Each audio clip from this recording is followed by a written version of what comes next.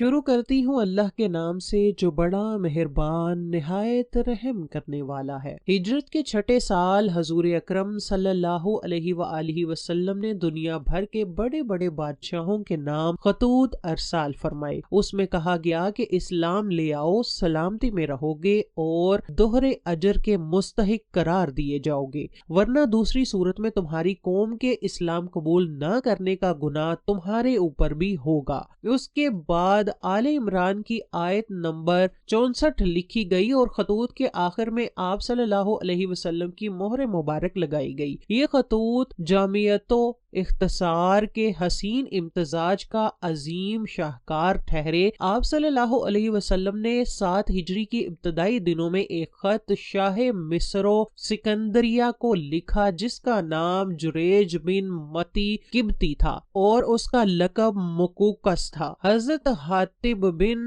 ابی بلتا رضی اللہ تعالی عنہ کو ان کے پاس بھیجا۔ آپ کا نامہ مبارک لے کر حضرت حاطب شاہ مقوقس کے دربار میں پہنچے اور مناطق کے ساتھ ان کو جا کر کہا، اے شاہ مقوقس، آپ سے پہلے اس ملک میں ایک شخص گزرا ہے جو اپنے آپ کو رب اعلیٰ سمجھتا تھا۔ اللہ نے اسے شان عبرت بنا دیا ہے، لہٰذا دوسرے سے عبرت حاصل کریں، ایسا نہ ہو کہ دوسرے تم سے عبرت حاصل کریں۔ اس موقع پر مقوقس اور حضرت حاطب رضی اللہ تعالی عنہ کے درمیان مکالمہ ہوا جو حاضر خدمت ہے۔ مقوقس: مجھے محمد کے بارے میں بتائیے، کیا وہ اللہ کے نبی ہیں؟ حاطب بن ابی بلتا: وہ نبی ہی نہیں بلکہ اللہ کے رسول بھی ہیں۔ مقوقس: اگر وہ واقعی اللہ کے رسول ہیں تو پھر کیا وجہ ہے جب ان کی قوم نے انہیں اپنی بستی سے نکالا تو انہوں نے اس کے لیے اللہ کے عذاب کی بد دعا نہیں کی؟ حاطب: کیا آپ حضرت عیسیٰ علیہ السلام کو اللہ کا رسول نہیں مانتے؟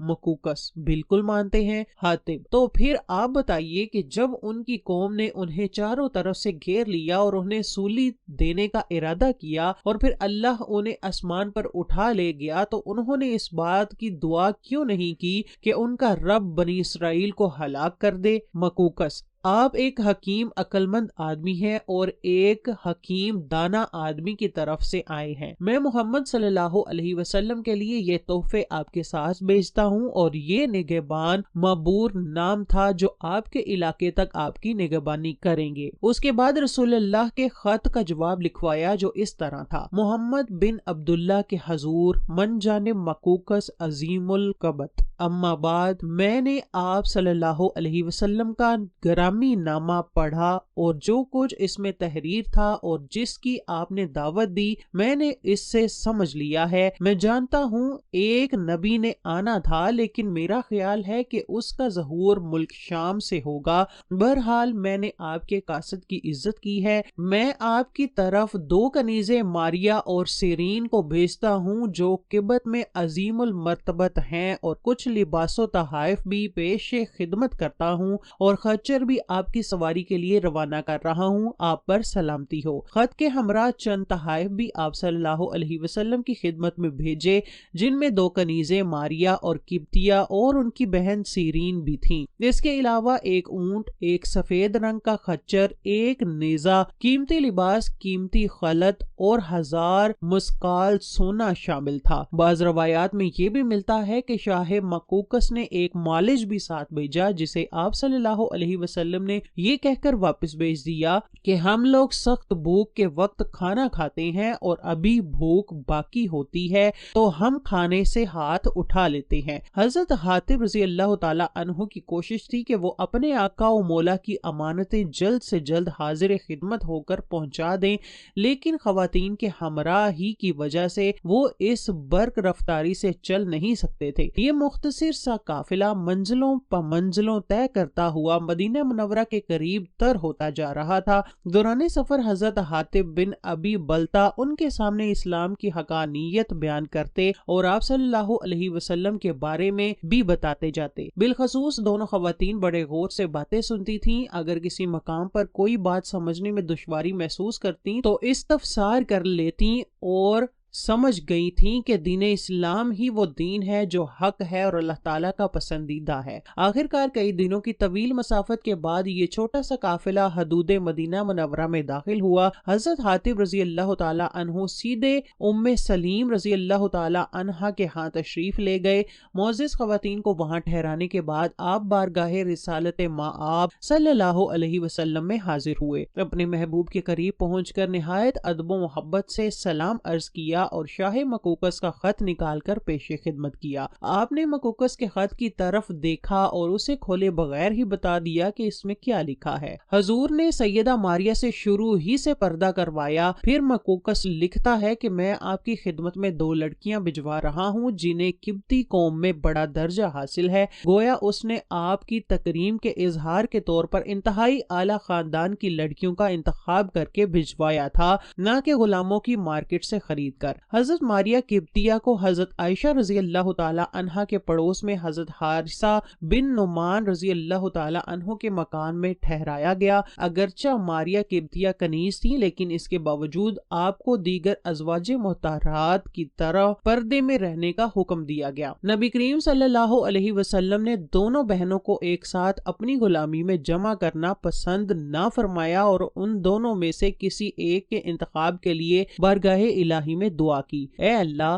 اپنے نبی کے لیے ایک کو منتخب فرما۔ چنانچہ حضرت سیدہ ماریہ قبطیہ رضی اللہ تعالی عنہا کو اللہ پاک نے اپنے حبیب کے لیے یوں منتخب فرمایا کہ جب آپ علیہ السلام نے دونوں کنیزوں پر اسلام پیش کیا تو آپ سیدہ ماریہ قبطیہ نے فوراً اسلام قبول کر لیا، جبکہ آپ کی بہن حضرت سیدہ سیری نے کچھ دیر بعد اسلام قبول کیا۔ پھر حضرت سیری رضی اللہ تعالی عنہا کو آپ صلی اللہ علیہ وآلہ وسلم نے حضرت حسان بن ثابت کو دے دیا، جن سے حضرت سیدہ عبد الرحمن بن حسان پیدا ہوئے۔ حضور اکرم صلی اللہ علیہ وسلم حضرت سیدہ ماریہ قبطیہ کو بہت پسند فرماتے۔ آپ رضی اللہ تعالی عنہا پر کرم نوازی فرماتے ہوئے علیحدہ مکان عطا فرمایا۔ آپ صلی اللہ علیہ وسلم مختلف اوقات میں آپ رضی اللہ تعالی عنہا کے پاس تشریف لے جایا کرتے۔ اس وقت ان کی عمر مبارک 20 سال تھی۔ کچھ عرصہ بعد سیدہ ماریہ قبطیہ امید سے ہو گئیں۔ آپ کی دیکھ بھال کے لیے حضرت ابو رافع رضی اللہ تعالی عنہ کی اہلیہ حضرت سلمہ رضی اللہ تعالی عنہا گاہے بگاہے تشریف لاتی۔ سیدہ ماریہ ایک بچے کی ماں بن گئی۔ لونڈی جب بچے کی ماں بنے تو اسے ام ولد کہتے ہیں۔ حضرت سلمہ نے اپنے خاوند کو بچے کی خوشخبری دینے کے لیے آپ کے پاس بھیجا۔ جبرائیل علیہ السلام آپ سے پہلے ہی خوشخبری دے چکے تھے۔ جب حضرت ابو رافع بارگاہ نبوت میں حاضر ہوئے تو آپ نے ارشاد فرمایا کہ بیٹے کی ولادت کی خبر دینے آئے ہو؟ جی ہاں یا رسول اللہ، اللہ تعالیٰ نے آپ کو چاند سا بیٹا عطا فرمایا ہے۔ آپ بہت خوش ہوئے اور ابراہیم نام رکھا۔ حضرت ماریہ قبطیہ کے ہاں بیٹے کی پیدائش کی خبر آن واحد میں مدینہ منورہ کے گلی کوچوں میں پھیل گئی، اور جب تمام ازواج مطہرات کو پتہ چلا تو ان کے اندر جذبہ رشک سے جگہ بنا لی۔ وہ جانتی تھی کہ اب حضرت ماریہ قبطیہ کو قدر و منزلت ان کے آقا و مولا کی نظروں میں اور بھی بہت بڑھ جائے گی۔ 7ویں روز حضرت ابراہیم کا عقیقہ کیا گیا، 2 مینڈے ذبح کیے گئے، ان کا سر منڈوایا گیا اور سر کے بالوں کے برابر چاندی تول کر صدقہ کی گئی اور بالوں کو زمین میں دفنا دیا گیا۔ حضرت ابراہیم کی عمر مبارک جب 1 سال سے قدرے زیادہ ہوئی تو ان میں اپنے والد محبوب کبریا صلی اللہ علیہ وسلم کی مشابہت کے آثار نمودار ہونے لگے۔ آپ صلی اللہ علیہ وسلم بیٹے سے بڑی شفقت سے پیش آتے تھے۔ ایک روز حضرت ابراہیم کی حالت سے اندازہ لگ گیا کہ اس جہان رنگ و بو سے ان کی رخصتی کا وقت قریب آ گیا ہے، تو نبی کریم کو اطلاع دی گئی۔ آپ حضرت عبد الرحمن بن عوف کا ہاتھ تھامے نخلستان میں داخل ہوئے تو دیکھا کہ ابراہیم اپنی والدہ کی گود میں دم توڑ رہا تھا۔ آپ صلی اللہ علیہ وسلم نے بیٹے کو اپنی آغوش میں لے لیا۔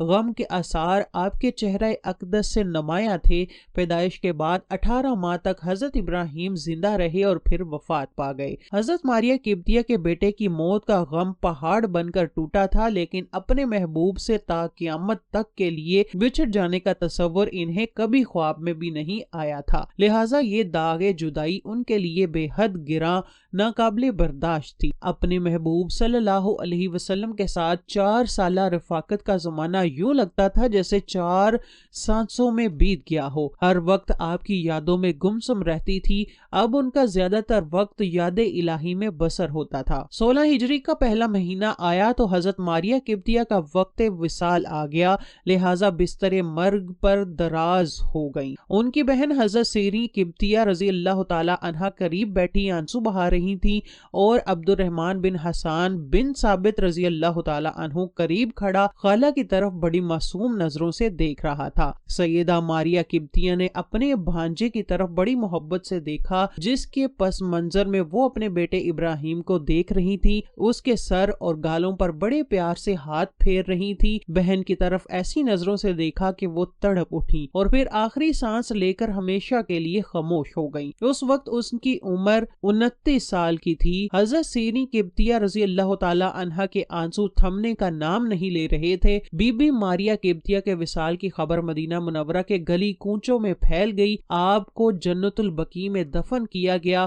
حضرت ماریہ قبطیہ کو اکثر مورخین سیرت نگاروں میں ازواج میں شامل نہیں کرتے، جو کہ غلط ہے اور حقیقتاً ازواج مطہرات میں شامل ہیں۔ وہ حرم نبوی میں آنے والی واحد مصری خاتون تھی۔ ان کا آبائی تعلق عیسائی مذہب سے تھا۔